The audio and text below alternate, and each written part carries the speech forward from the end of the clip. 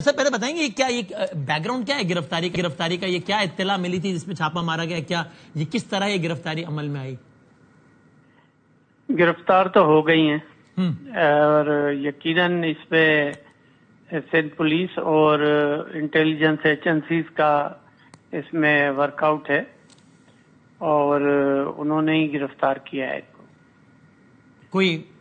Intel تھی کوئی، یعنی اس سوال کا پس منظر یہ سر کہ ظاہر ہے یہ کام تو کل سے تو شروع نہیں ہوا، سالوں سے ہے نا، ایف آئی آر بھی اتنے سالوں سے، تو اتنے عرصے تک جو گرفتاری عمل میں نہ آ سکی۔ دیکھیں یہ ہم پچھلے 5-6 ماہ سے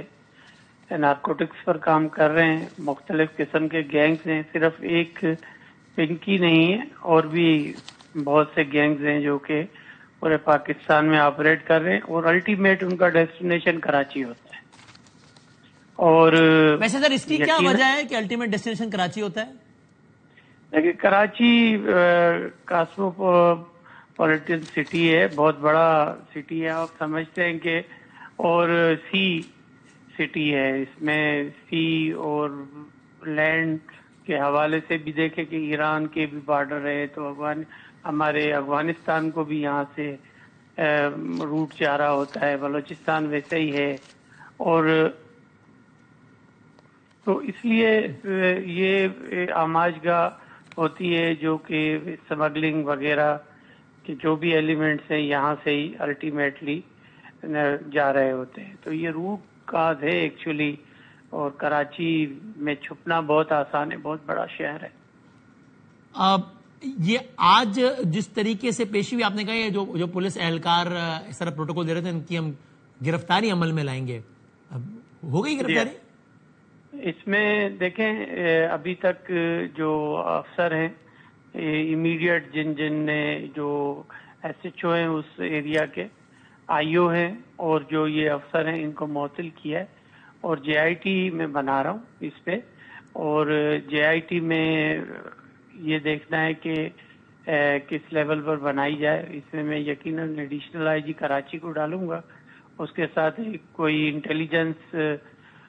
جو ہوگا ادارہ اس کا کوئی سینئر آفیسر رکھیں گے، اور اس کے ساتھ ساتھ کوئی ایک بیوروکریٹ بھی رکھنا پڑے گا، اور ڈٹرمن کریں گے کہ جس کا اس پہ فالٹ ہے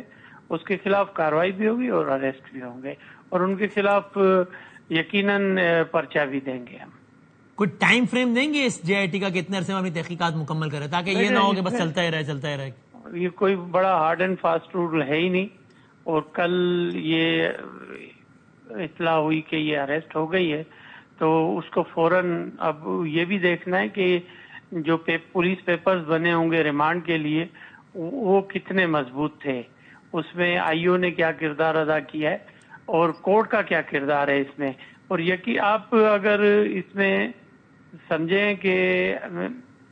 اگر کسی کو ہم پیش کرتے ہیں کورٹ میں، تو اس میں